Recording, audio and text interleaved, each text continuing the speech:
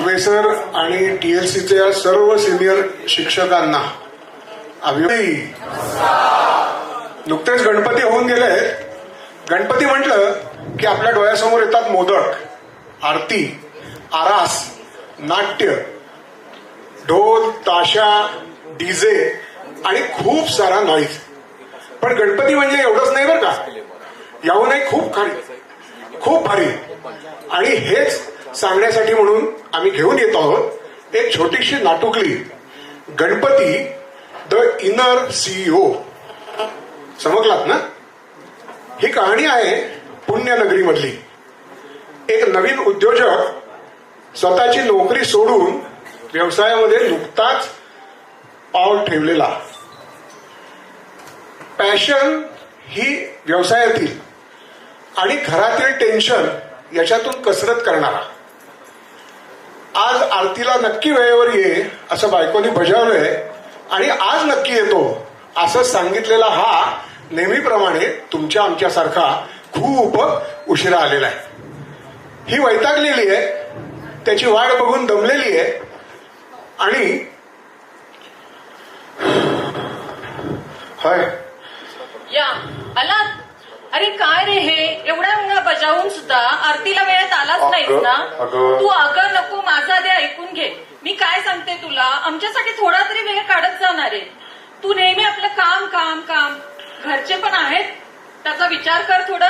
अगं डिस्पॅच होईपर्यंत निघताच आलं नाही मला, त्यामुळे जरा उशीर झाला. रागवू नकोस ना हे प्लीज. तुझं रोजचं झालं आहे आणि रागावायचं काय? तुझं नेहमीच आपला हाच डायलॉग, आज हे होतं आज ते होतं. पुढच्या मला आरतीला काही नक्की. सांगू नको. आमचं जेवण आता झालेलं आहे आणि तुझ्यासाठी पण टेबलवर बाप्पाचा प्रसाद आणि जेवण दोन्ही ठेवलेलं आहे. तुला जेवायचं तर जे, नाहीतर फ्रीजमध्ये ठेवून दे. ठीक. मी निघते आता झोपायला. मी आज अगदी कंटाळलेली आहे. तुझ्या तू बघ काय करायचं ते. बापरे. बाप्पा कसं काय मॅनेज करू रे मी हे सगळं. उगाच असं वाटायला लागले बिझनेस सुरू केला. मार्ग दाखव रे बाप्पा, मार्ग दाखव.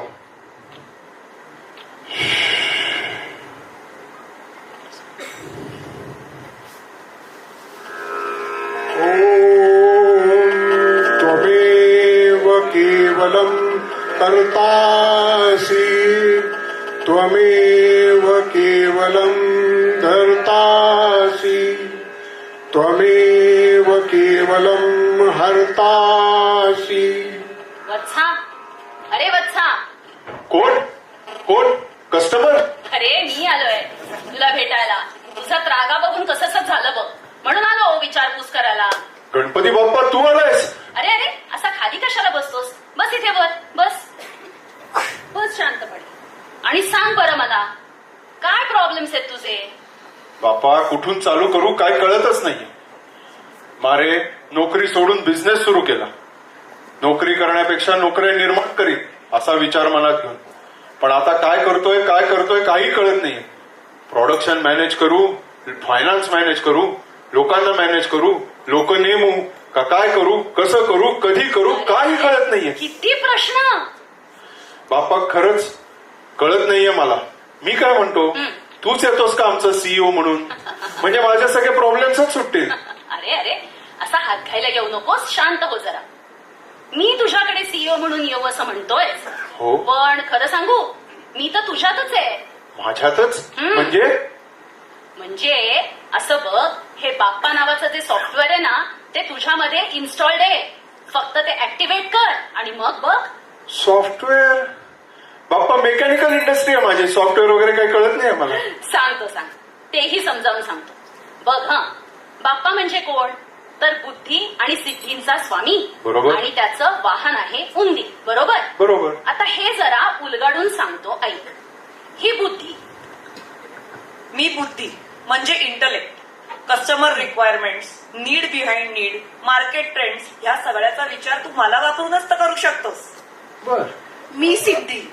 बुद्धीने जो विचार केलेला असतो तो प्रत्यक्षात आणण्यासाठी जे काही करावे लागते ते मी करवते, ऍक्टिव्ह होण्यास मदत करते. अरे वा. मी उंदीर मामा. सूक्ष्म निरीक्षण आणि लपल्या संधी हे शोधण्याची क्षमता म्हणजे निश मार्केट आणि कोर कॉम्पिटन्सी. वा. बघितलंस, आता ह्या अष्टसिद्धी पण समजावून घे.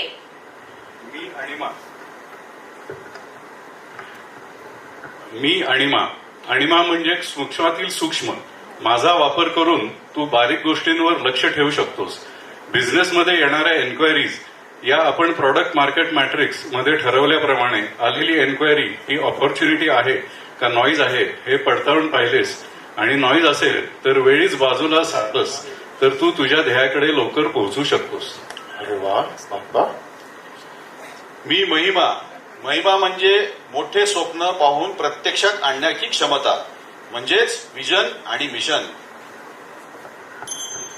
मी गरिमा, धंद्यामधली प्रतिष्ठा आणि सर्वांचा विश्वास, म्हणजेच trust and reputation and branding. अरे वा. मी लधिमा म्हणजेच फ्लेक्झिबिलिटी आणि अडॅप्टेबिलिटी. मी प्राप्ती म्हणजे सेन्स ऑफ अचिव्हमेंट. मी प्राकाम्य, taking care of interest of all stakeholders. माझ्यामुळे तुला हवा तेवढा फायनान्स उभा करता येईल. मी ईशित्व म्हणजेच लिडरशिप स्किल. मी वशित्व, रिलेशनशिप मॅनेजमेंट म्हणजेच HR. ऐकलंस, ह्या झाल्या अष्टसिद्धी. पण मित्रा, अजून एक गोष्ट लक्षात ठेव बरं का, आयुष्य म्हणजे फक्त काम नव्हे, वर्क लाईफ बॅलन्स पण जमला पाहिजे. आणि त्यासाठी समजून घे ह्या अष्टकला.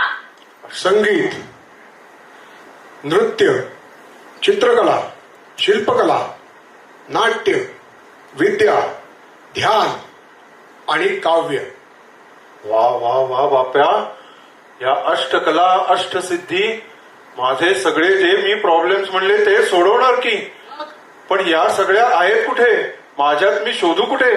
तेही सांग. काय करायचं ते ऐक. रोज सकाळी उठलास की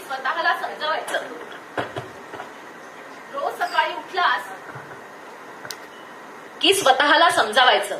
की ह्या अष्टसिद्धी आणि अष्टकला माझ्यातच आहेत. तू अथर्व शीर्ष म्हणताना म्हणतोस ना, त्वमेव केवलम कर्तासी हरतासी धरतासी. खरं तर हे माझ्यासाठी नसून तुझ्यातला जो मी आहे ना त्याच्यासाठी आहे.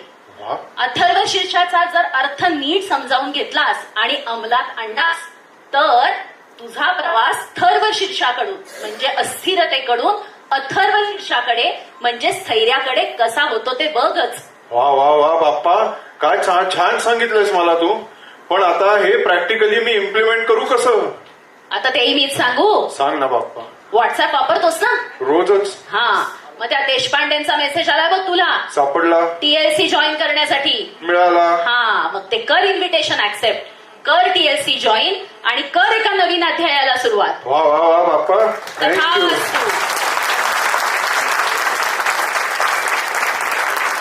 तर मंडळी, या नवीन उद्योजकांनी TLC जॉईन केलं आणि यापुढे काय झालं हे आपल्यासारख्या सुज्ञास सांगणे न लगे त्यांनी अष्टकला आणि अष्टसिद्धी याचा नीट वापर करत TLCने दिलेला सर्व अभ्यासक्रम करत गेला.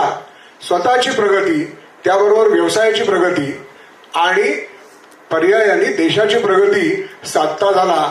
अशी ही 5 उत्तराची कहाणी. 60 उत्तरी सुफळ संपूर्ण. बोला गणपती.